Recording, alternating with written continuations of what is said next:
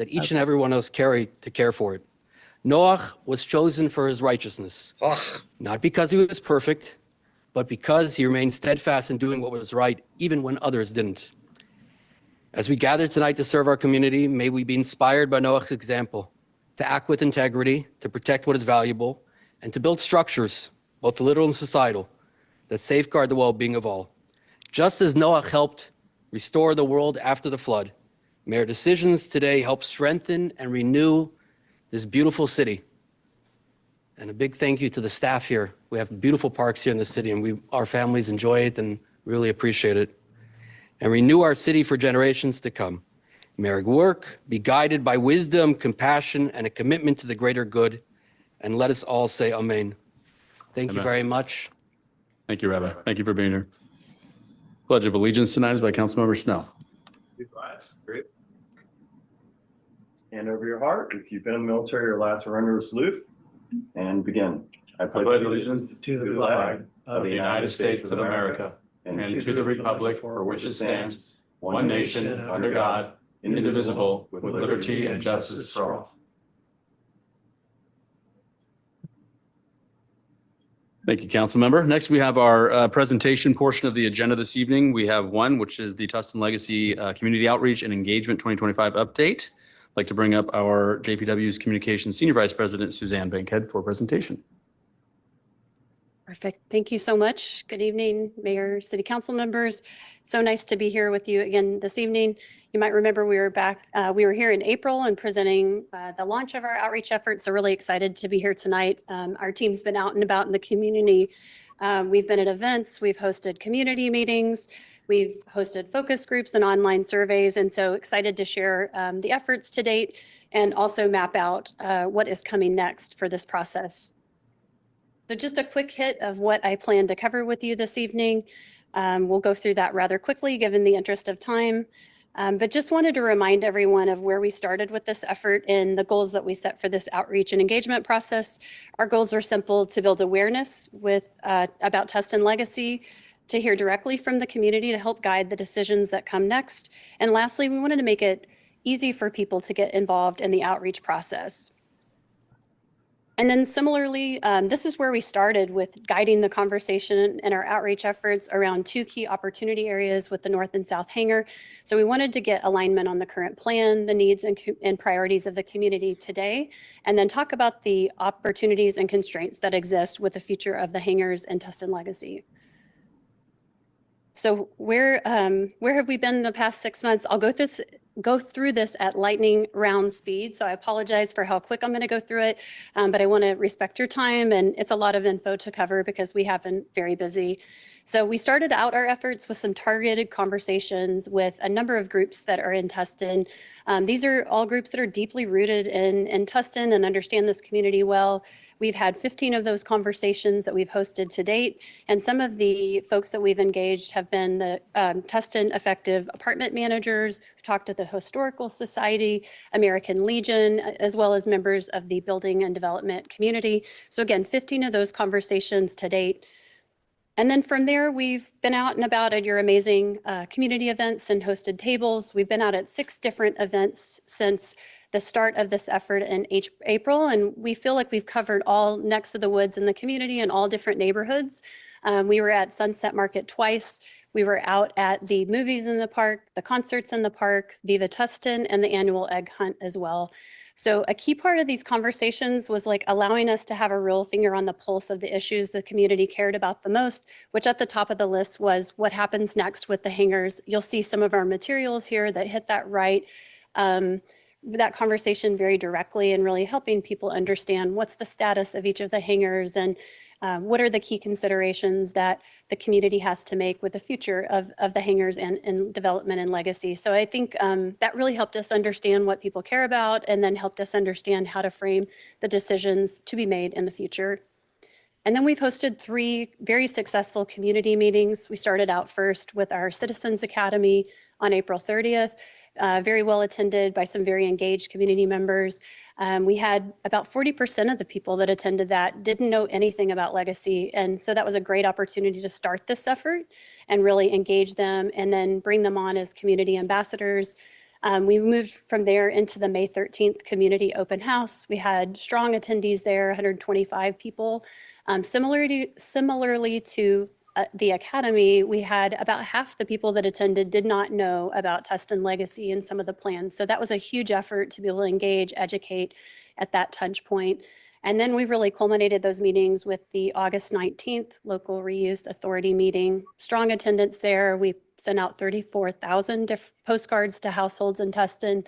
We had about 200 RSVPs, 115 showed up. And again, another great touch point for that education around the future of Legacy and the hangars. We've also set up an e-blast that's a template and a curated list. We started out at 0 with that subscriber list. We've grown that to over 500 subscribers. And I think what's particularly interesting here is the open rates and the click rate. This is off the charts in terms of industry standards. It's far higher than that in both the open rates and click-through rates, which I think speaks to the engagement and the interest in the information that we're sending. We're not sending out a ton of these. We want to avoid like this becoming background noise and clutter. And I think that really shows in those open rates and click through. So highly engaged folks on this topic, which is great to see. We've also put out printed materials, more traditional approach to outreach. And we've put out the postcard I mentioned before ahead of the LRA meeting to 34,000 households, put materials out in city facilities, a lawn sign that we've got there, some posters we've got at bus shelters and an Old Town kiosk. And then we've ran a full page ad in the fall, Tustin Today, which got a lot of eyeballs and thousands of impressions on that in that posting. We've also done a lot of engagement with the media, not a ton of media releases that we put out, but the ones that we have gotten a lot of pickup and coverage. So we've had 3 articles to date by Orange County Register. We've had 6 by LAist and then 1 by KTLA, and the coverage has been really strong. And I think that's a strategy we want to continue in the future. And social media, another place that we've met the community where they already engage with the city. I think it's been an impressive showing with over 17,000 impressions, a lot of engagement through not just people looking at the post, but they're also sharing it, they're commenting on it. And I think the crown jewel here on the social media stats is definitely the Instagram reels. We've got over 8,000 views on the reels, and interesting fun fact is 58% are from non-followers. So we're reaching people outside of our normal following base on the city channels. And then our webpage that we've set up on the project, I think has had great interaction, about 42,000 user interactions from the beginning of this, which includes every click, view, and scroll and download as of October. And you'll notice on the data, there's like a spike in May. That was around our efforts for the community workshop. Of course, we were driving people to that site, providing them with information, but that's great. We love that. But then what you'll notice is it's flat around that spike, it's flat otherwise, which is just another illustration of why we can't just put information on the website for a project like Tustin Legacy. We have to really go out to the community like we have, engage them, and really use that to drive people to the website and not just wait for them to engage with that alone. And then we set up a phone email line for the project. We've received 73 phone calls and emails to date, and mostly emails that have come through. And the most important piece here is that it's been overwhelmingly positive and neutral. So I think it was around 95% positive and neutral rate, which is a great metric for this project. So what have we learned through this process? First, we've obviously seen an increased awareness of Tustin Legacy. We've seen a spike in that every single meeting where we surveyed. We're seeing that incrementally grow, which is a great sign. Secondly, we've seen an improved understanding of the history and the ownership implications with Tustin hangars. We feel like that was lacking before. There was a big gap in the community. So we're seeing a lot of traction there. Third, there's a great sense of community pride and a hope that whatever the future of Legacy looks like, that there's a chance to build a legacy and have that align with the community character and values. And then lastly, we've achieved that goal of informing and educating community members. And we've seen that in some of those survey numbers, as I mentioned before. Put on a pot. So where do we go from here in this process? That's probably the number one thing on your mind. Right, honey, We you're came up with some recommendations for our future phase and where we might take this. We know that I just read from that. our conversations with the community, the number one question is where's this process taking us? When is a decision going to be made? So our first recommendation is that we create a timeline for your consideration of the future of the hangars and really making sure that that is transparently shared with the community. And then secondly, along those lines, really being clear about your limitations and the role in key decisions. We know there's that shared ownership piece between the city and the Navy, and that's a lengthy process. So I think clarifying that in this process will be helpful. Third, educating the community on all the costs and trade-offs and options with those scenarios of potential removal or reuse of the hangars is important. Be very clear in our messaging in this phase of outreach. And then lastly, and most importantly, I think is really being clear on what is the community's role or the public's role in that decision-making process moving forward.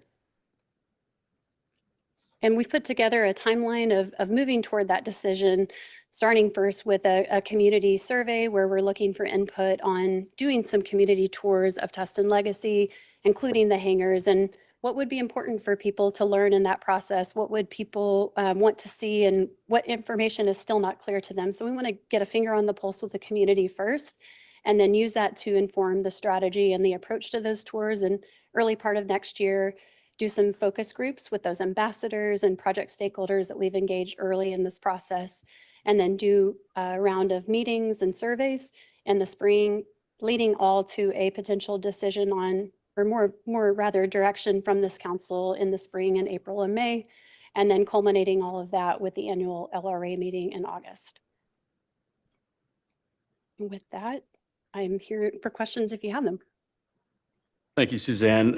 This council, gosh, a few months back, made a commitment to our community that we would talk, and we have nothing to hide. And you guys have really helped us in communicating with our stakeholders. And just wanted to say thank you for the work that's been done so far. Obviously, we've got some critical milestones coming up in the next 10 months leading up to that LRA meeting next year. But thank you for your partnership and engaging with our community. I've received nothing but positive feedback for the steps that we've taken so far. So thank you. Any questions?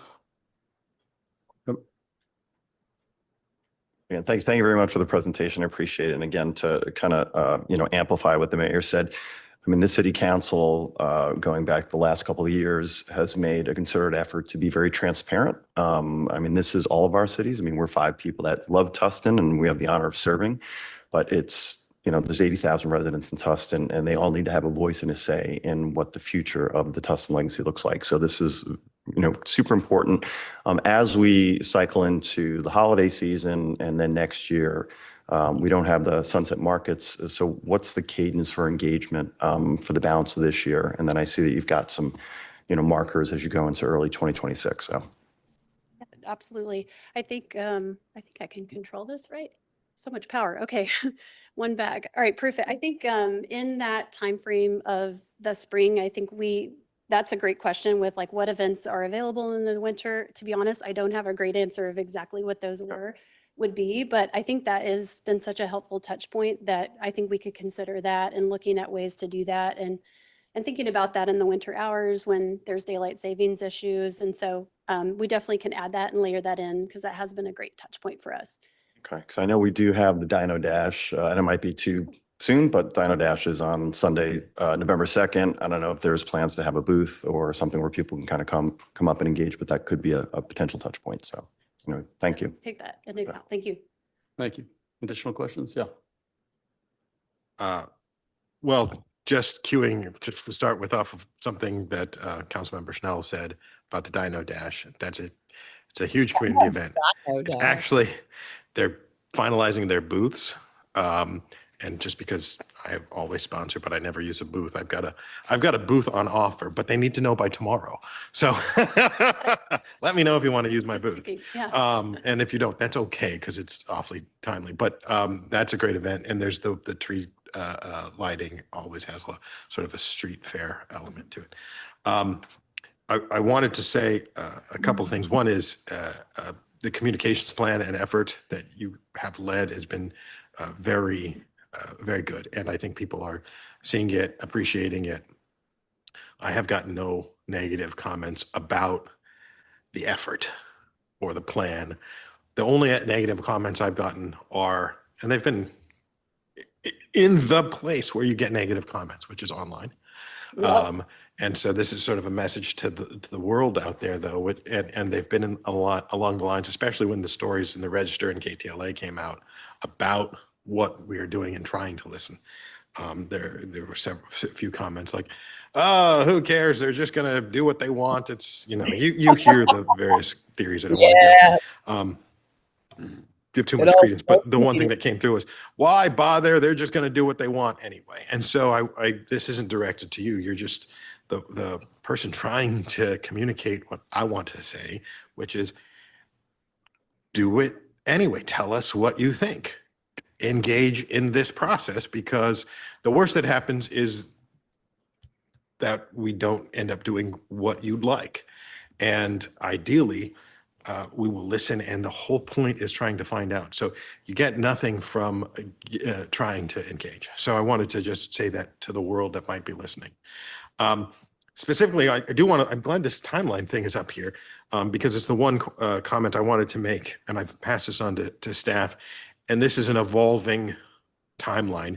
We initially had, thought of tours and coming on earlier. But tours are very popular. Several people have asked me about tours, so I'm glad to see that. And I can tell people, we're planning for them at the first of the year, so there'll be a lot of opportunities. But we were also going to have some sort of community listening session type of thing I don't want to say because it was still in development. And I think it's important to still have something put in to this timeline that is separate from the council direction. Because when council gives direction, that usually comes like on our agendas with some recommendation. And I think it's important for us to have some input in. We have a lot of good input coming in, and I'm hoping that there'll be a book or a compendium of everything that you've gathered. But I think it's important to have some sort of open session where we're just listening in an effort without a decision point in front of us, so that we can then, in the weeks after that, before the council You direction, guys seem like they really want to listen to their have that input to constituents, guide but, what we let's see how ultimately they do. act Because tonight. a lot of times when people come here, they view the staff recommendation as fait accompli, they're like, and they don't want to comment on it, or they're angry about it because they feel like it's already been done.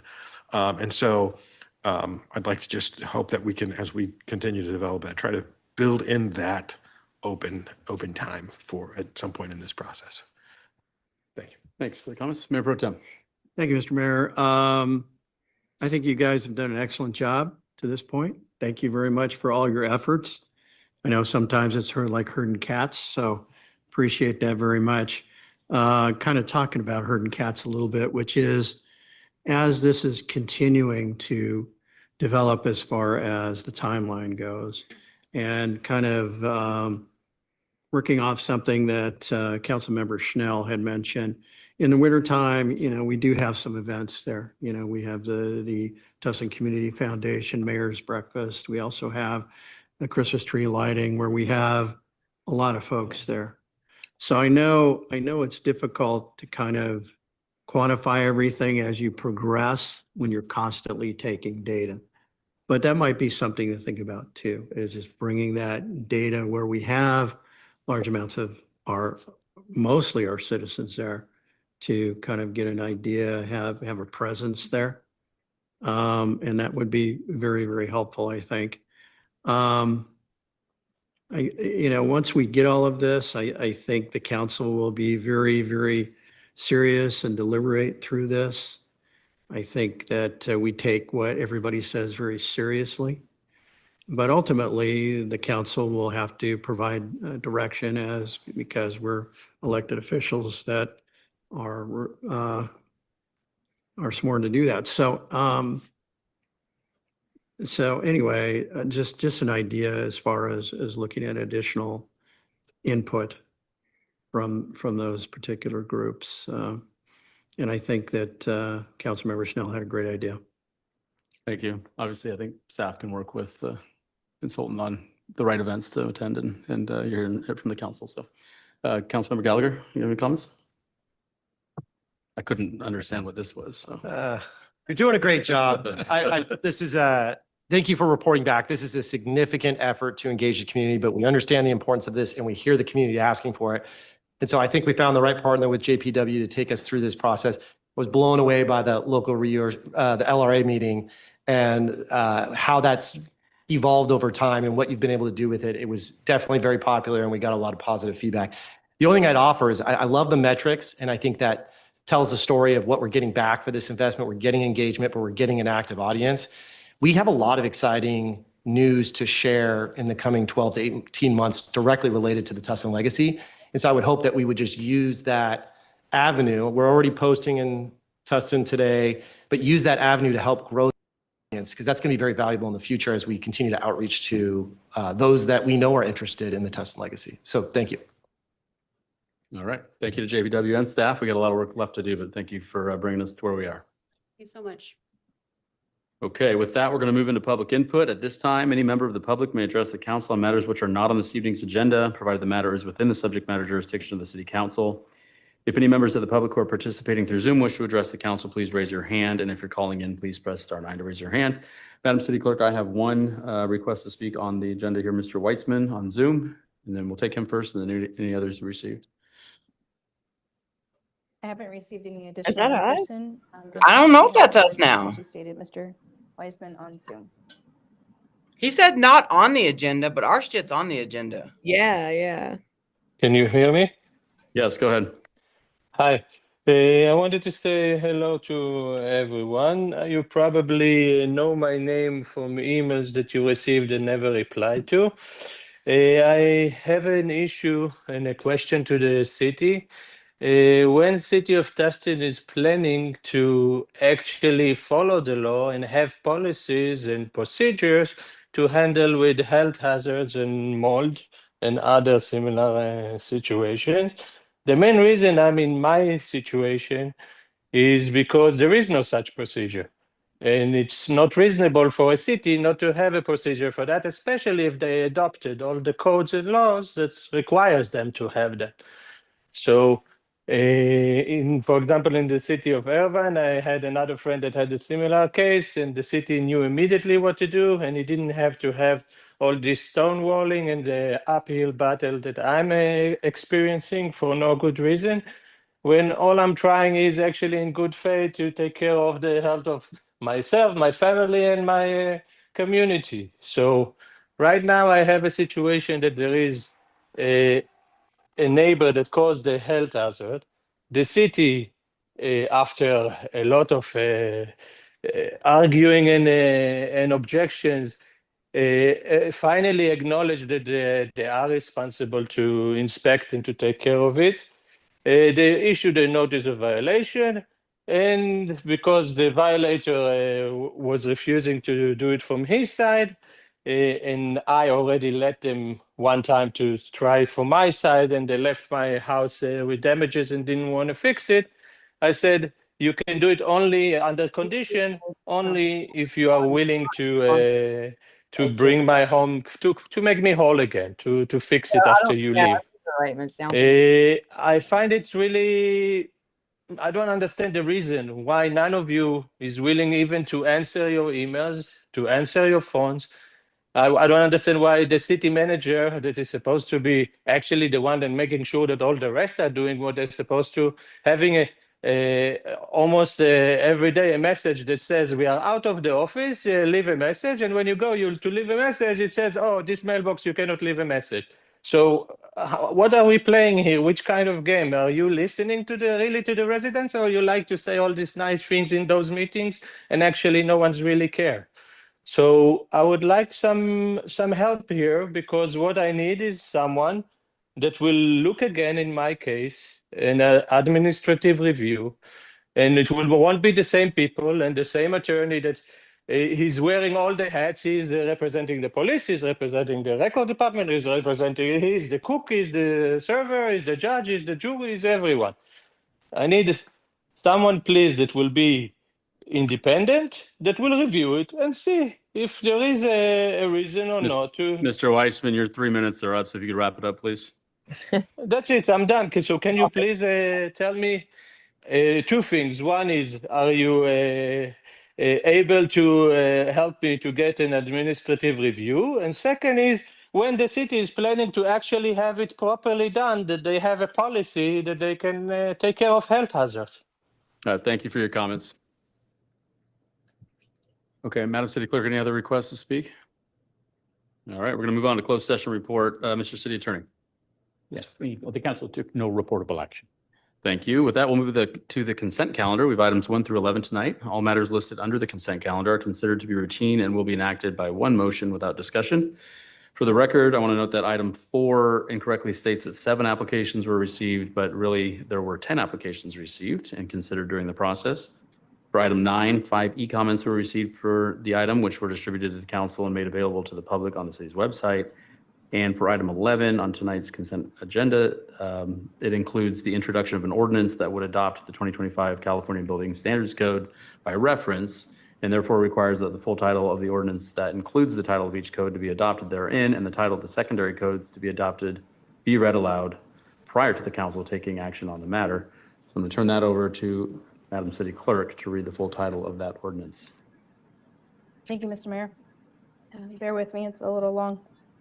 Ordinance number 1569, an ordinance of the City Council of the City of Tustin, California, adopting Code Amendment 25-1, amending Chapter 1 of Article 8 of the Tustin City Code and adopting the 2025 California Building Standards Code, related model codes with certain appendices and certain supplemental regulations, including the California Building Code 2025 edition, and the Appendix S, the California Residential Code 2025 edition, the California Fire Code 2025 edition, including appendices B, BB, C, CC, and H, the California Wildland Urban Interface Code 2025 edition, the California Green Building Code Standards Code 2025 edition, the California Plumbing Code 2025 edition, the California Mechanical Code 2025 edition, the California Electrical Code 2025 edition, the California Energy Code 2025 edition,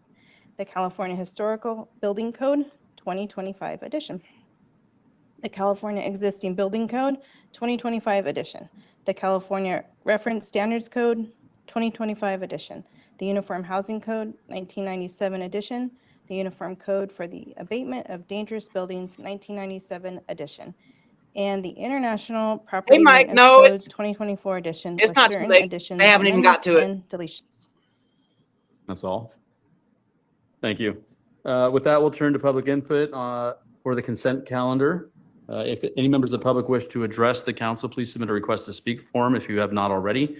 If any members of the public who are participating through Zoom wish to address the council on items 1 through 11, please raise your hand. Madam Raise City your hand Clerk, now. do we have some requests to speak? Yes, Mr. Mayor, we have one in-person request to speak, Mr. Ryan Sherman. Okay, let's do in-person first, then we can do Zoom after that. Hey. Mr. Sherman? And while he's coming up, Mr. Sherman has indicated he is addressing council on items 9 and 10. Okay.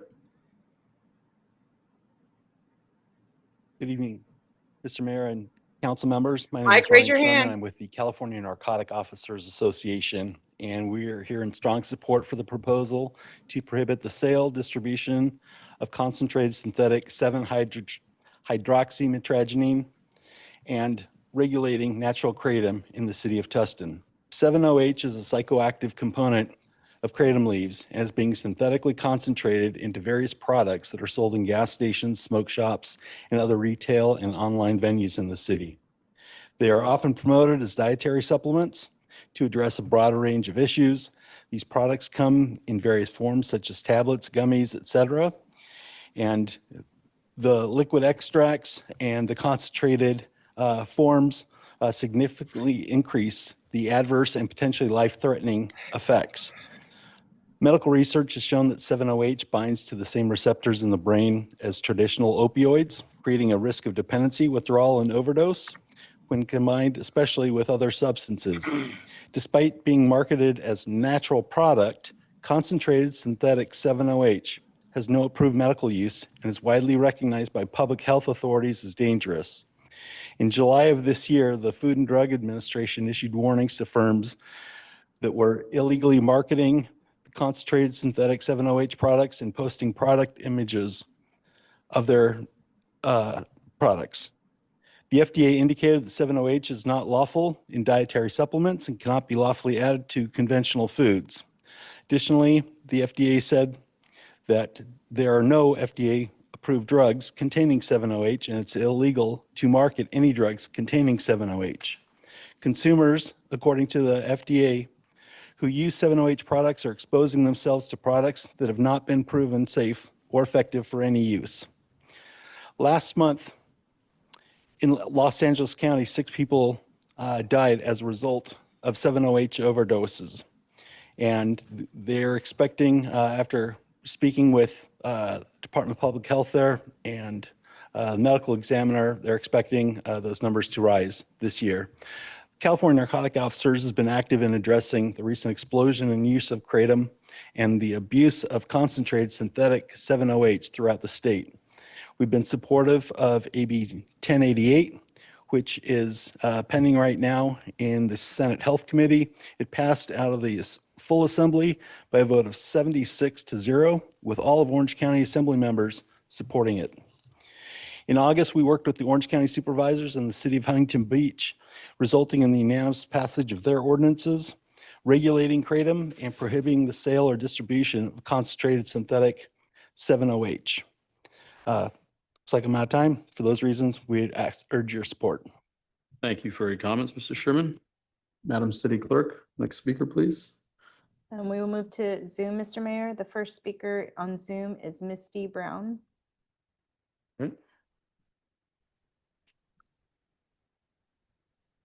Hi, good evening. Can y'all hear me? Yeah, go ahead. Hi, my name is Misty Brown. I'm a loud and proud kratom advocate from Colorado, which is mini California. I would like to read y'all my testimony. From 2008 to 2019, I lived in the grip of FDA-approved pain pills, benzos, and muscle relaxers prescribed for my degenerative disc disease. For 11 years, chronic pain management fueled my addictions. It started off as a dependency, then slowly slid into addiction. In April of 2019, I was dismissed from my clinic after failing a required pill count. I was 11 pills short, and my usual drug dealers didn't have any pink Oxy 10s I needed. Cut off from prescriptions, I turned to the streets. While searching for another pain management doctor, I slid into cocaine use. Then in June of 2019, while enduring cocaine withdrawal, I stumbled across the documentary A Leaf of Faith. That moment changed everything. The next day, I began my whole leaf kratom journey, not synthetic 7-OH. Kratom quieted the relentless cravings, the voice that always whispered, one more pill, one more snort, one more escape. It gave me space to address the deeper reasons behind my addictions. I was able to slide my way out of chaotic substance abuse and misuse. I have not returned to pain management over 6.5 years. Today, I'm no longer trapped. I'm a functioning member of society again, a thriving mother, a tax-paying citizen, and a proud first-time grandma. Most importantly, I'm no longer a burden to my kids. I want y'all to know you have to know how to differentiate between synthetic 7-OH and whole leaf kratom products. If you're having problems in your community, I guarantee you it is from those synthetic 7-OH products. So please do your due diligence and don't lump both of those substances together. Kratom is an exit from addiction. Synthetic 7-OH is an entrance into one, and y'all have to know that. Thank you for allowing me this opportunity to speak. Thank you. Next speaker, please. Our next speaker is Laura Romney.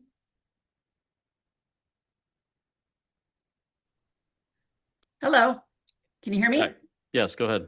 Great. So my name is Laura Romney, and I'm a patient with a disease called trigeminal neuralgia, which is severe facial nerve pain that never stops. I've had this for 13 years. I'm also the president of a 501c3 called the International Plant and Herbal Alliance, and I work to educate localities like yourselves about kratom and also about 7-OH. I've been consuming kratom for my pain for about 8 years, and it's truly been life-changing. I'm asking you to please do not ban whole leaf natural kratom. Instead, please responsibly regulate it so that it is adult use only, it's properly labeled with good standards, not packaged to be attractive to children, And the regulation is in place on the amount of 7-OH or 7-hydroxymetriguanine that's allowed in the product. What should be taken off your store shelves is 7-OH. Kratom is not, 7-OH is not natural kratom. Please do not assume that these products are the same. Even the FDA and Health and Human Services at their July 29th press conference distinguished between the two. I highly suggest you look up that hearing or that press conference and hear what they had to say. 7-OH products have been shown in animal studies that they can suppress breathing, and they have had no science prior to market entry. Whereas kratom, on the other hand, has got hundreds of studies conducted by reputable places like Johns Hopkins University, the University of Florida, and even the FDA did their own single ascending dose study that showed a total of 24 capsules ingested in 5 minutes was safe. It only caused nausea. I promise you that if you visit one of your local smoke shops, you're going to find that the vast majority of the products being sold there are these synthetic products. And these are what's causing the addiction and safety concerns, not wholly natural kratom products. I'm asking you to look to the good regulations that have recently been passed in California. Orange County has recently passed great regulation. Laguna Niguel is voting tonight, and Riverside both voted to pass good regulation that will mimic the Orange County. Irvine, California recently tabled the issue to go back and create new good regulation. And Ventura County is working on similar regulation. In fact, tonight, Santa Cruz voted as well to pass an ordinance similar to the one in Orange County. And so I've sent your board an email inviting your board to take advantage of our kratom education. I'm really happy to work with you and my team to kind of teach you some of the actual science about 7-OH and help you with any questions you have on the ordinance. We've done this in Huntington Beach and Ventura County and other communities. By regulating and not scheduling kratom, you are showing those that rely on kratom to treat their pain, anxiety, and even drug withdrawals that they use that for kratom, that they truly matter. You really have the power to keep us functioning so we can give back to society and take care of our families. I truly appreciate you and your efforts to keep your community safe. Thank you. Thank you for your comments. Madam City Clerk, next speaker, please. Jennifer Gillis. Hi, my name is Jennifer Gillis, and I've been a kratom consumer and advocate for the last 6 years. I just want to share my story on the impact holy kratom powder has had on my life. 19 years ago, I was diagnosed with transverse myelitis. This came not only with physical limitations, but I also became a lifelong chronic pain patient. For 13 years, I utilized various pain management options, including prescription medications, to help me be able to function daily. Unfortunately, due to circumstances like DEA cutbacks and changing regulations, I was eventually unable to get my pain medicines that I had relied upon for so long. In May of 2019, I found holy kratom powder, and I've been a responsible kratom consumer for the last 6 years. I can get out of bed, run errands, attend school functions, and even with the many physical limitations I have, I live a somewhat normal life because my pain is being managed. And I know that my story is similar to so many others. Kratom has been a lifeline for so many people like me. I do absolutely support regulations like age requirements, lab testing, and proper labeling to ensure consumers are safe. Additionally, I'd like to see more education on the difference between natural holy kratom versus semi-synthetic 7-OH products being marketed as kratom. I have been encouraged to see even the FDA has stepped in not only to educate the public on the distinction, but also to warn about the risks of 7-OH products. They've made it clear their concern is with 7-OH and not with holy kratom. Although I live in Tennessee, I truly appreciate the opportunity to speak today and be the voice for the chronic pain community in Tustin who are not able to be here and speak today. Thank you so much for your time. Thank you for your comments. Madam City Clerk, any other requests to speak? Yes, we have 7 additional requests on Zoom. The next speaker is Allison Smith.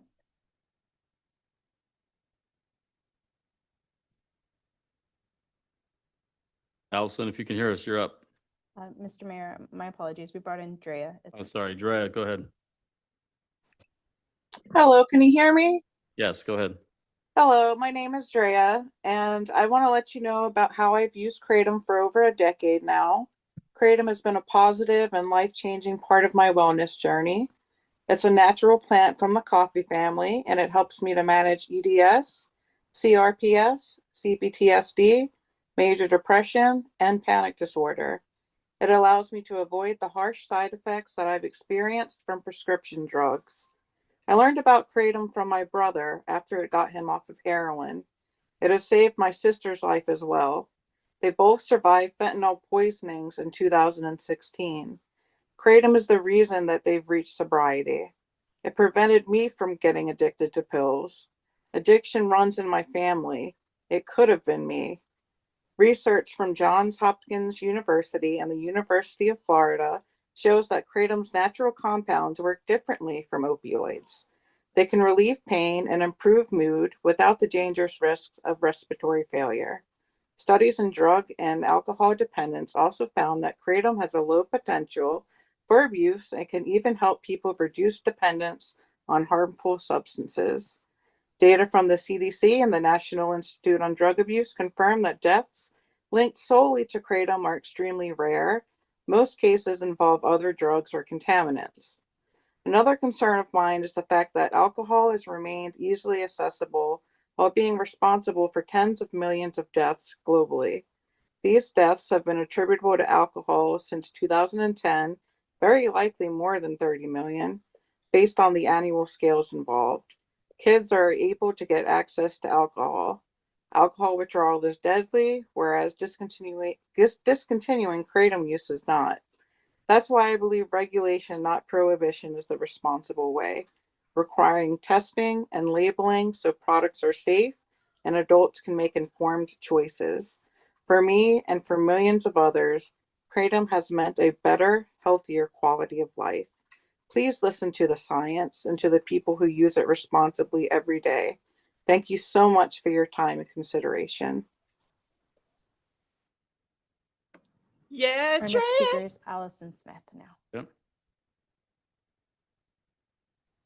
Hello, my name is Allison Smith, and I am the Director of Government Affairs for the Global Kratom Coalition. We are a nonprofit who seeks to enact regulations that ensure consumers have access to safe and regulated natural kratom products. Natural kratom is a leaf botanical from Southeast Asia that has centuries of safe traditional use and at least 50 years of safe use within the United States. It has decades of preclinical and clinical science and safety data to support its usage, including the FDA single ascending dose clinical trial that was conducted in 2024. This trial demonstrated that natural kratom leaf is highly tolerable in humans, even at servings 6 times higher than the normal serving consumed by the US consumer. Today, an average of 23 million people in the United States report consuming natural kratom leaf for its functional benefits. What truly threatens the public safety are novel, dangerous, concentrated synthetic products, such as concentrated 7-OH, which is incorrectly marketed as natural kratom. Natural kratom and concentrated synthetic 7-OH are not the same thing. 7-hydroxymitragynine, or 7-OH, only occurs in trace amounts as a natural oxidative byproduct of the dried kratom leaf, where in contrast, concentrated synthetic 7-OH is a lab-created opioid that has a starting level of 100 times more potent than the natural kratom and 13 times more potent than morphine. These synthetically concentrated products are the ones that need enforcement to protect consumers. The good news is that the federal government is moving in this direction. July of this year, the HHS, FDA, and DEA announced a coordinated effort to schedule concentrated synthetic 7-OH as a Schedule I controlled substance. However, the FDA made it clear that their recommendation applies only to products containing concentrated and unnatural levels of 7-OH, not the products that contain natural leaf. As you guys look at regulation, we urge you to follow the federal government's model to target concentrated synthetic 7-OH. This is the balanced approach that we support, and it's been proven in areas throughout California, such as Orange County, Ventura, Riverside from earlier today. Even Irvine had proposed an all-form ban and recognized the distinction and dropped it in favor of pursuing something to target synthetic derivatives.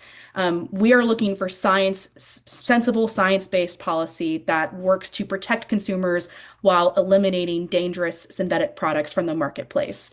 Ultimately, we all share the same goal. We want to protect public safety and stop these bad actors. And the best way to do that is to target the problem. I thank you guys for your concern, and I welcome the opportunity to bring any additional scientific studies, factual reports, or experts to your attention to help aid with the decision making. And I look forward to being a resource for you in the short and long term. Thank you. Thank you.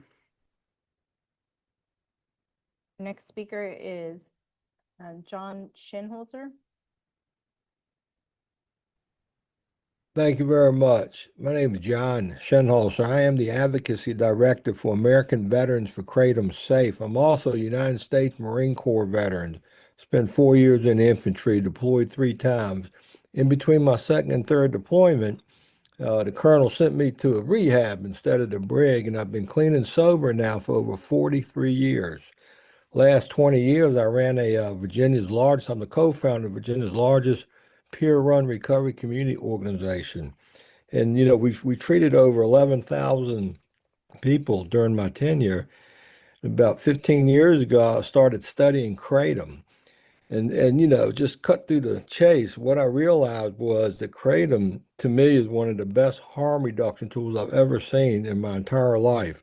I have seen thousands of addicts and alcoholics pivot from dangerous products, especially those one pill kill fentanyl products, onto a safe, natural kratom leaf product, which is FDA regulatory packed and processed.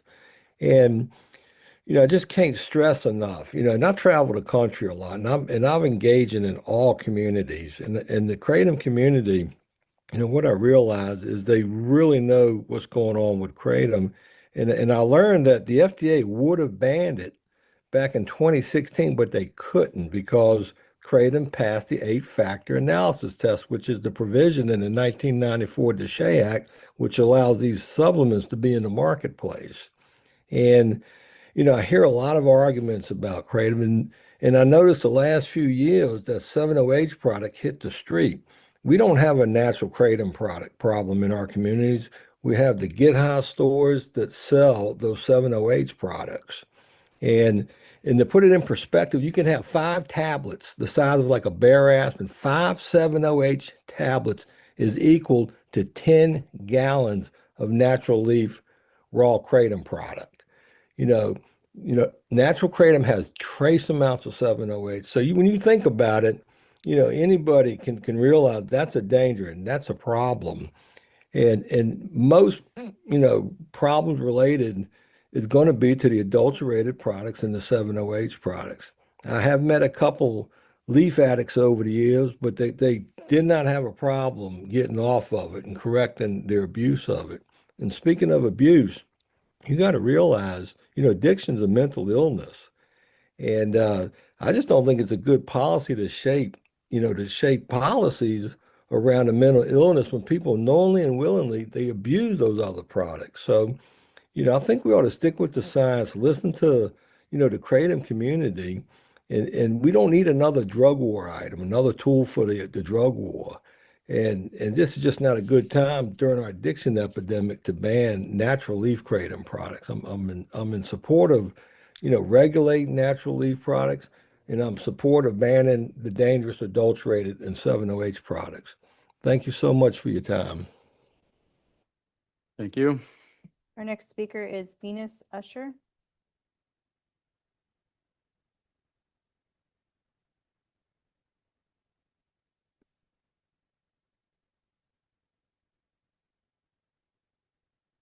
Hear me? Hello? Yeah, go ahead. Yes, go ahead. Hi, good evening. My name is Venus Usher, and I'm here to urge you to keep kratom legal and regulated, not just for me, but for the countless others who rely on it. In 2000, my life was turned upside down by an FDA-approved medication that caused kidney stones and continuous pain. For 17 years, I fought to prove my pain was real. I was labeled a drug addict, subjected to unnecessary surgeries, including a botched hysterectomy, and even placed in rehab. No one believed me, and no one would help me. Then 8.5 years ago, I discovered plain leaf kratom tea, a simple tea that changed everything. I found a responsible vendor, and when my first package arrived, I didn't expect much, but the relief was immediate, better than anything I'd experienced in nearly 2 decades. With plain leaf kratom tea, I was finally able to undergo a 3-hour surgery that proved my pain was real. Severe adhesions had caused my internal organs to fuse together. Even afterwards, it was plain leaf kratom, not prescription medication, that helped me heal. Even in the hospital, I had them remove my IV, I drank my tea, and it worked better. I got out of bed and reclaimed my life. For the past 8.5 years, plain leaf kratom tea and cannabis have been my only source of pain relief. And it's all I've needed. I don't crave it. I don't chase the high. I'm clear-minded, functional, and present in my daily life. I'm able to be a nana, a mother, a sister, a daughter, a wife, and a friend again. This is the truth about plain leaf kratom. It's just crushed leaf. It has a built-in safety mechanism. If you take too much, you don't die. You simply throw it back up. Unlike opioids, it does not depress your respiratory system, and it has a ceiling effect.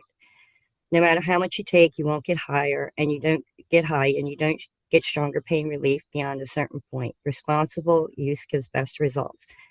Plain leaf kratom consumers are ordinary people.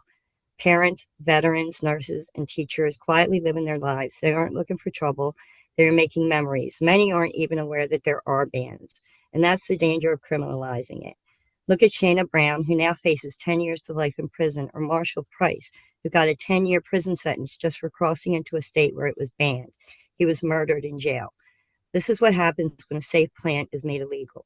Please pay attention to who is pushing for the bans. It's not the people who use plain leaf kratom responsibly. It's often those who profit from it being illegal: pain management clinics, addiction centers, recovery centers, pharmaceutical interests, the very systems that failed patients like me. I urge you to look at the facts and the science. Help us keep plain leaf kratom legal and regulated. Help us protect people who need relief, not punish them. Let's save lives, not ruin them. Thank you for your time and listening to my story. Have a good evening. Thank you. Christopher Dini. Hello, can you hear me? Yes, go ahead. Hey, my name is Christopher. I discovered kratom in 2015. I was hit by a car at 8 years old and prescribed opioids for 15 years to manage my chronic pain. I went through about 40 knee dislocations and dealt with bad back, knees, shoulders, even as a child. So I took my pills as prescribed up until my late 20s. I got a little tired of that life, and I went on prescription leave. That worked great for me until I had a heart attack at 36 years old. So really my options were pretty slim. So what I did is I went and searched for something natural. I found a leaf from Indonesia, a tea, and this leaf just changed my life. It was so amazing. I made a cup of tea one morning and my pain level is about a 7 or 8 when I wake up. So I made a cup of tea. I didn't expect much. I made the cup of tea in about 20 minutes. My pain level was probably about down to a 3, and my mood was better. I just felt different. I felt focused, clear, calm. And I was just amazed. I said, wow, what is this? And it sent me in search to learn as much as I could about this leaf. I've talked to tribes in Indonesia. I've talked to people that have been using this plant for 50 years. And there's no known deaths or any issues with kratom out in Indonesia and Southeast Asia. People have been using this the way we drink coffee, and it's actually related to coffee. And this is just something that we really are just breaking the science on. The University of Florida has been studying this plant. NIDA has allotted $100 million towards kratom research. They're looking into it, I believe, for opiate and alcohol withdrawal cessation. So banning something or not researching something that's out there that's really helping a lot of people, millions of Americans, is something we should really think about. There's something here and we should be researching it and definitely not banning it. We have the Kratom Consumer Protection Act, which has been filed federally in late 2023. That gives regulation about limits and basically regulates kratom. And we're waiting for some results on that. Meanwhile, I think 16 states have passed the Kratom Consumer Protection Act, and we're hoping California will be soon too. That's about it. Just kratom saves lives. Our next speaker is Susan. Hello, my name's Susan Eppard, and I support banning all of kratom. My 22-year-old son, Matthew, died from whole leaf kratom powder. It's the least potent form of kratom available in the United States. Kratom caused him to have a seizure, go into cardiac arrest, and die. His toxicology showed he died from the toxic effects of metragine, an alkaloid found only in kratom. He had no prescription drugs, no street drugs, nor alcohol in his system when he died, and his autopsy showed he had no underlying health conditions.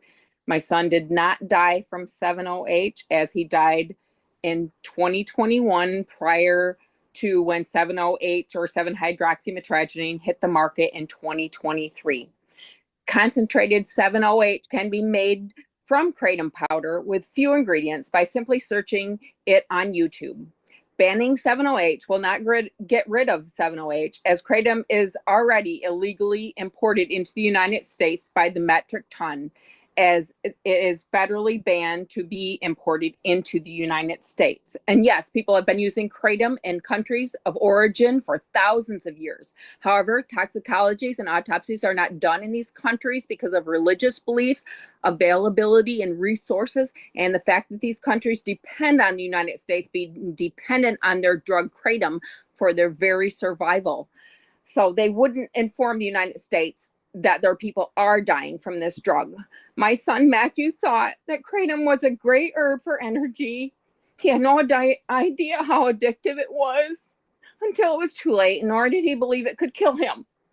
He was not a drug addict, but he became a kratom drug addict, and it took his life. And testimonies from over 53,000 kratom users on Reddit's quitting kratom show its withdrawals are horrible, with many comparing them to heroin and other opioids. Thousands, if not millions, are now addicted to it. Users are having liver failure, kidney failure, psychosis, depression, anxiety, seizures, cardiac arrest, and some are dying from it.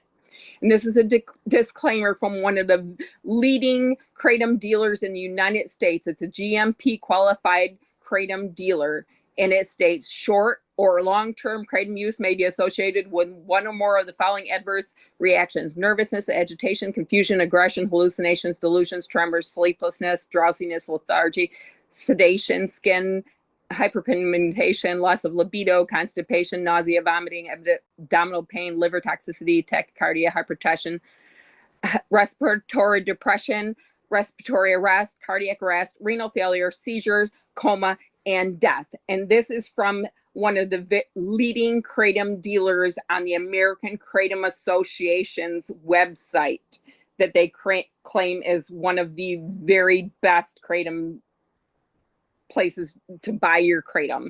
And Dr. Christopher McCurdy, the leading scientist in the Ma'am, world. I'm so sorry. Your 3 minutes are up. If you can wrap it up, please. Okay. The leading kratom scientist in the world testified that kratom is a dirty drug and should not be sold out of gas stations. And it should not be sold with unlimited supply to the consumer. And thank you for your time. Thank you. Madam City Clerk. Our next speaker is Bud Smith. Hello, can you hear me? Yes, go ahead. Hello, my name is Bud Smith, and I started taking drugs when I was 13 because I had a childhood that no child should have to go through. I spent 17 years taking drugs, and I was a really bad drug addict. And 10 years ago, I found kratom, and I have been drug-free for 10 years. I go to the gym 3 times a week. I just bought a house. I'm not sure that I would be here for my 4 children if it wasn't for kratom. Now, in 2016, the FDA tried to schedule kratom, and kratom did not meet the 8-factor analysis required to classify kratom as a drug. So kratom's classification is actually a food, and it is exactly like its relative plant, coffee. The WHO, let's just see here. Hold on just a sec. I'm sorry. The WHO in 2021 did a study on kratom and said that basically it was not of concern and that they weren't going to ban it in the world. There was also a CDC study in 2021 that said that you were 1,000 times more likely to overdose on prescription opiates than kratom.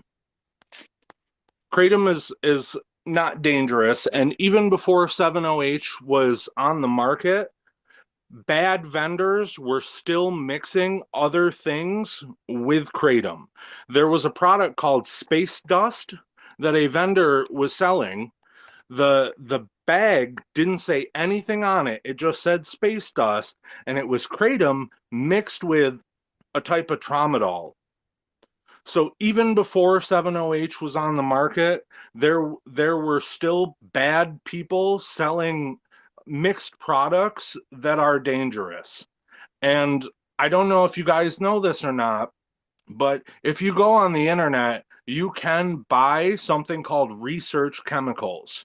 Research chemicals are basically drugs that have been adjusted so the chemical composition is not the same. As an example, if we were talking about meth, they would adjust the chemical composition a little bit. And then because the chemical composition is not the same as meth, they can sell it legally. There are easily, and I can find them right now, 100,000 of these substances on the internet. And when someone, consumes a product like that, and just so you know, I have in Sir, my your 3 past, minutes are up. Please wrap it up. okay, basically, the best thing that you can do for kratom is regulate it and remove the strong products and make sure that people are not putting other drugs in the kratom. Thank you, Madam City Clerk. Our next speaker is Michael. Hello, my name is Michael Fasano. I live in Chicago, Illinois. I've been taking kratom tea for over, 15 years. Healthy physically, mentally. I can send you a copy of my blood work. My liver results are good. My GFA kidney results are good. I mainly use it for chronic insomnia. It really helps with my sleep. I recently turned 40, so I get a lot of joint and aches, joint pains since I dance hip hop and have been active in Taekwondo, so it's helped with that. And at times I've also found it's been helpful. I work as an implementation specialist. I found it's been helpful with my ADHD at times. So I'm very thankful for it, and I will agree with what the others have stated here. I believe in obviously age restrictions and regulation, but not prohibition. And I want to thank you for this opportunity to allow me to testify today. Thank you. Thank Next you. speaker is Anthony. Hi, can you hear me? Yes, go ahead. So, hello, Mayor, council members, and staff. My name is Anthony. I'm a lifelong California resident. I'm 29 years old, and I've been a kratom user for 6 years. I'm not here to defend synthetic 7-hydroxy derivatives. I've never used them, and I fully agree they should be restricted, but please don't punish responsible adults who use natural kratom leaf powder. It's a mild, traditional plant that's been safely used for generations. I still struggle every day with anxiety, stress, and depression. The pressure of my life is constant, but kratom is what gets me through it. It's the only thing that keeps me functional, stable, and able to provide for my family. Without it, I would likely fall back into alcoholism. Kratom didn't turn me into an addict. It helped me overcome crippling lethargy, rebuild my motivation, and become a small business owner. I am living proof that kratom can save lives. Lumping lab-tested kratom leaf together with synthetic 7-OH is a scientific and moral mistake. Those synthetic capsules contain up to 1,000 times the alkaloid concentration of natural kratom powder. Even the Federal Department of Health and Human Services reached out to the state a month ago, urging California to make that distinction clear. Texas chose a 7-OH limit over a blanket ban. Why can't we? The actions of our state public health department are authoritarian and not making that distinction. How can we allow adults to legally buy alcohol and cigarettes, substances proven to kill, yet criminalize a natural plant that helps people live? Please do not force people like me back into despair and addiction. Thank you for your time and compassion. And I'd like to say a couple more impromptu things if I have time. So as far as the age restriction thing goes, the age restriction is 18. As far as I've ever known, and I know a lot of smoke shops, 18 is the limit in California, but it just needs to be enforced. And Kratom in its traditional form is not what you're having problems with. Somebody mentioned something about a tonic that caused problems in a previous meeting, and that tonic that the guy was speaking of is a heavy extraction or a 7-OH product, not natural leaf powder. And as far as killing and deaths are concerned, pharmaceutical products and pills and things of that sort definitely have just as many deaths associated. And scratch that, many more, and it's confirmed as well. So lots of things can kill you. All right. Madam City Clerk, next speaker, if we have one. No, Mr. Mayor. Anybody in person? Okay. We will close the public input for the consent calendar items and move on to the consent calendar itself. I understand that Councilmember Fink is pulling items number 4 and 9. Do any other council members wish to pull items?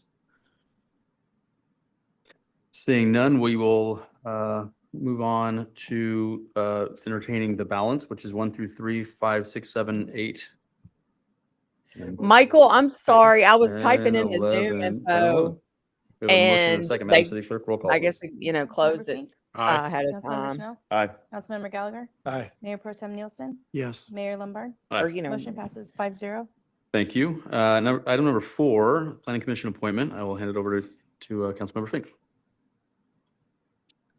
Thank you, Mayor. I just wanted to note, like you said, there were 10 applications, and there's some exceptionally well-qualified folks in that group.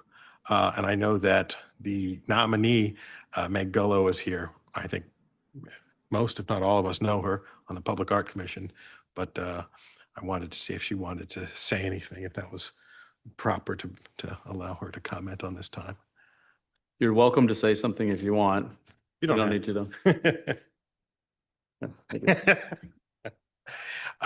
I just want to say I appreciate Ms. Gullo's service, and I think she is an excellent addition to the Planning Commission. She's going to have to change her badge there, so that will be an update. I'm looking forward to her service on this. This is just like the And first so reading, right? I'm glad. It's a very impressive group of applicants. I'm pretty sure. And so I'd like to note for all the other applicants, there's a regular, this is, to fill a vacancy, there's a regular process or opening in about March. And I'd encourage everybody to reapply at that time because there's some great people. It demonstrates the talent that we have in our community. But I'm looking forward to Meg's service. I'll also say she lives fairly nearby me, and I think there's, I brought it up before. I think that would make probably 3 planning commissioners who are in the first council district, which I guess I should be proud of. But I think that it'd be useful to try to engage more geographic diversity, and I think we should look into amending our code to that point. But I just wanted to open up the opportunity, see if anybody had any comments, and congratulate and thank Meg for her service. Thank you. And I'll respond because I did interview a number of the applicants, and thank you, Meg, for being here. I think what I've witnessed and experienced in the last few cycles of commission appointments is those folks that live in and around Old Town and 17th Street really care about what's going to be happening in Old Town, and they get engaged, and when there's opportunities, they apply. So while I agree that geographical diversity is important, that seems to just be the trend, and appreciate your soon-to-be input if this passes. I will move the recommendation. Do I have a second? Second. Any further comments? Madam City Clerk, roll call, please. Councilmember Fink? Aye. Councilmember Chanel? Aye. Councilmember Gallagher? Aye. Mayor Pro Tem Nielsen? Yes. Mayor Lombard? Aye. Motion passes 5-0. Thank you. Item number 9 is the proposed ordinance number 1571, adding chapter 10 to article 6 of the Tustin City Code prohibiting the sale of kratom products. And Councilmember Fink, the floor is yours. Thank you, Mayor. And I was noting which measures I wanted to object to, because we had 2 measures on today's agenda about public safety in the realm of addiction, drugs, and the like, on the nitrous oxide measure, the Whippets measure, and I think that one is a very important one too. So, and I'm glad we've moved that one forward. I think this is also a very important one. I think a lot of people saw the Maserati full of whippets that the Tustin PD took a picture of a month or two ago. Kratom's, I had not heard of it until fairly recently when I actually had by chance, an interaction with the county health officer who'd mentioned it. And then as you look at it, and if you haven't heard of Kratom before, you'll see it all over. I was at, well, I'll just say, one of our favorite hamburger joints here in Tustin, and saw in a smoke shop, Kratom being advertised in the smoke shop next door. And now you see it all the time. And so it's a real concern. But I did want us to address the question that a lot of people have raised, which is this difference between the synthetic and the whole leaf product. And I'll be honest with you, I don't completely know. I appreciate the multiple people, including many from Chicago and Colorado, I wonder how they follow the Tustin City Council agenda, who are talking about the whole leaf product. And I'd be curious to hear from folks about this, because I know that the county has only banned the synthetic product and not the whole leaf product. And I don't fully understand why. And I really appreciated the comment from Susan, I didn't get her last name, who talked about the loss of her son. And I think it's, there's a lot of times when we get anecdotal comments about the value of something that might not be held up by the science. But I would really like to understand why it is that the county and other cities, but particularly the county who's got the public health infrastructure, has only adopted the synthetic ban and not the whole leaf ban. And it was not an issue that I was really focused on until we got these many comments that we've gotten. So I'd like to get that input. I've reached back out to the county health officer. I hope to hear from that, but maybe we could get some more input from before the second reading. My suggestion for tonight's purposes would be to move this forward. And if the science suggests that there's a different regulation that's appropriate, then we can address that at a later time. If it suggests that we're going in the right direction, we can just move that forward. But I do think it's important to address this. I think that we're hearing more and more of this, and we will see it more and more if we don't address it. That's why our neighbors are addressing it, the county's addressing it. I just want to make sure we're addressing it correctly. So hopefully we can get, and I'd ask staff to address this point on our second reading and reach out. But I encourage everyone here to reach out. I'm going to be reaching out to the county health officer, and just so we can all better understand this. Thanks. And I'll respond because I actually asked staff to put this on in the way that it was fashioned. I think we have seen some cities that, like Newport Beach, ban the sale and distribution of Kratom products in mass. And I think the problem lies in actually a comment that Allison Smith made, who is an advocate for Kratom products, that 7-OH is often incorrectly marketed as natural Kratom.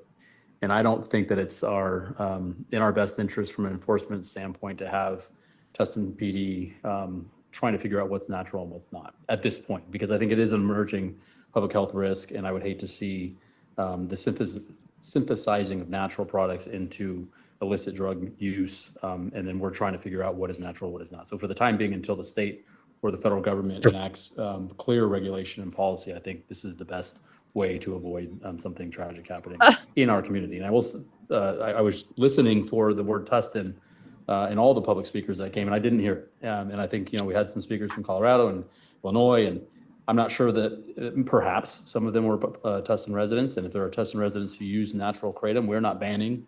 This ordinance does not ban the use or possession of natural Kratom. It does, however, prohibit the marketing, sale, and distribution of Kratom products within city borders. So if somebody has a medical use or a legitimate use under this ordinance, they could still, and Mr. City Attorney, I welcome you to tell me I'm wrong, but they still could, from a doctor or other provider outside the city limits, receive Kratom products, use them, and that's not being prohibited by this ordinance. Is that correct? You correctly summarized the ordinance. It doesn't ban the possession or use. It only bans the sale, advertising, or distribution. Right. Yeah, thank you. And Councilmember Fink, I think you're right. I think we're going to have to kind of learn some more, but for now, I think this is the best approach from my standpoint. So I'm going to move staff recommendation. I I'll call some further second. discussion.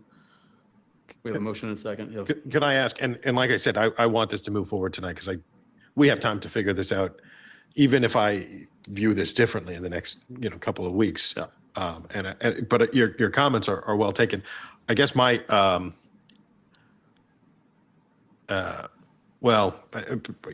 had something and I lost it, but I'll bring it up later. But thank you for that. And I think it's important. Okay. So I agree. Let's move this forward. And it seems like there's certainly a gray area between synthetic and natural kratom leaf. And just taking a look online, it does say the FDA warns consumers not to take kratom or products containing kratom because of its toxicity, potential in multiple organ systems, and the risk of addiction, misuse, and dependence. Since 2014, the FDA has instructed U.S. Marshals to seize shipments containing kratom and kratom containing dietary supplements. So I think I'd rather err on the side of caution, certainly in the city of Tustin where we have purview to ban these products at this point. Thank you. We have a motion and a second. Any further comments? Councilmember Gallagher? Yeah, I think you put it well, Mr. Mayor. I mean, this does not ban the use of kratom. It's, in my mind, very similar to marijuana. If you want to use marijuana, you can legally do so in the city of Tustin, but you just cannot buy it in the city of Tustin. I just want to say I'm strongly against any half measure here, just because of the enforcement complexity. Putting that on our police officers, I feel like they're going to find workarounds. And really, until the FDA, we are not a health enforcement agency, until the FDA and the appropriate authorities can kind of step in and regulate this. It's just in our residents' best interest to protect them and keep this out of, as you said, cigarette stores or liquor stores, as we heard from some of the others. So, I support this. Thank you. I'm going to ask for Madam City Clerk to do roll call, please. Councilmember Fink? Aye. Councilmember Schnell? Aye. Councilmember Gallagher? Aye. Mayor Pro Tem Nielsen? Yes. Mayor Lombard? Yes. Motion passes 5-0. Thank you. With that, we'll move to regular business. We have the item number 12, which is the year-end update at for least fiscal it year is just the 24, sale 25. and not the possession. And we have Director King to give us a And we presentation. tried. Oh, I gotta stop it, huh? Yeah. I mean, we showed out again tonight. Everybody did great. Yeah. Thanks for calling in. I mean, we've been killing it, the past couple weeks. But sorry, I was trying to end my Zoom on my phone here. We I mean, tried. That right there is laziness to me. Yeah. Well, and That is- Laura even offered to do the educational course. Yep. And it's not like it's hard. I mean, it's not hard at all. Yeah, exactly. Just like Illinois is like, wait for the state. We'll see what the state does. Dude, that's crazy that you can use marijuana legally. I mean, I'm from Tennessee, and that shit's illegal, period. Whether you have it in your possession or you're smoking it or whatever. So but out here in Colorado, yeah, y'all just we can just walk right in like any liquor store, That's we just get crazy. carded.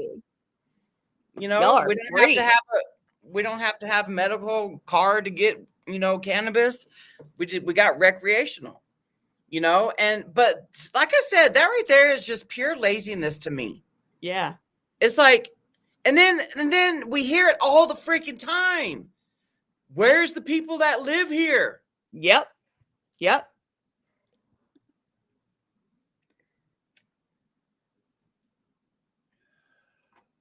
Well, yeah, but still, I mean, it's still not cool for vendors in Tustin to like lose their businesses. You know what I mean? Like that's how they're feeding their families and stuff by selling kratom. And it may not be the whole, that may not be all they sell, but I mean, that's somebody's livelihood. Yep. I know, Mike, huh? And Michael Riviera, we already have a team that does that. We've attended a couple of educational seminars with Dr. Heidi and Laura Romney Smith and John Shinholzer. Yeah. They do an amazing job. Yep, I posted one of them on my YouTube, so you can go watch that, and you can see what's being shown to the council people that are willing to take up that offer. You know. Yep. And it's like a one-on-one thing, so the council members can ask questions. I mean, it's very, very valuable. Like, I feel like if every community went through that, then there would be no question. Period. But yeah, I mean, we tried. I think we did good. You know, we So did from my good. understanding, they're going to go forward with the banning of the sale, right? But they still Yeah. got to have another meeting. Yeah, he's saying he might change his mind Yeah. before the second reading, but for right now they're going to go forward with it. So, I mean, maybe they'll reach out. Maybe they'll reach back out because she said that she sent them an email offering it. So, maybe they'll reach out, and who knows, who knows. So it's not a done deal yet,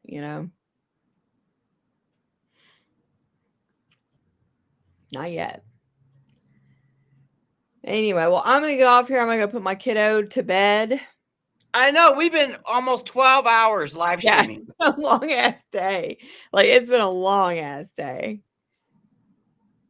Yeah, the whole possession thing, that kills me.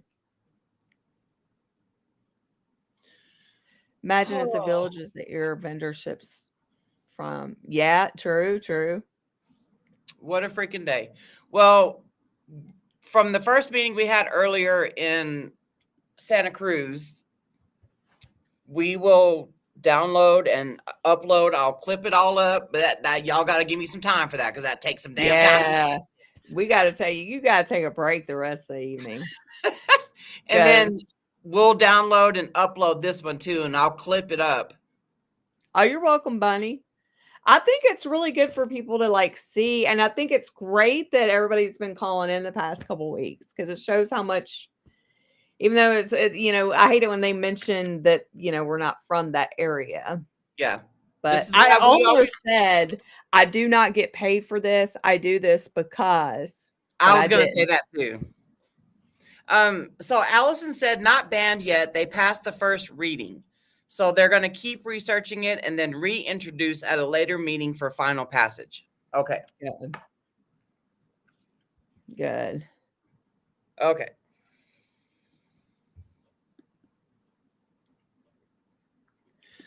Okay. Well, y'all have a great night. Have a great night. We'll see y'all next time. Yeah.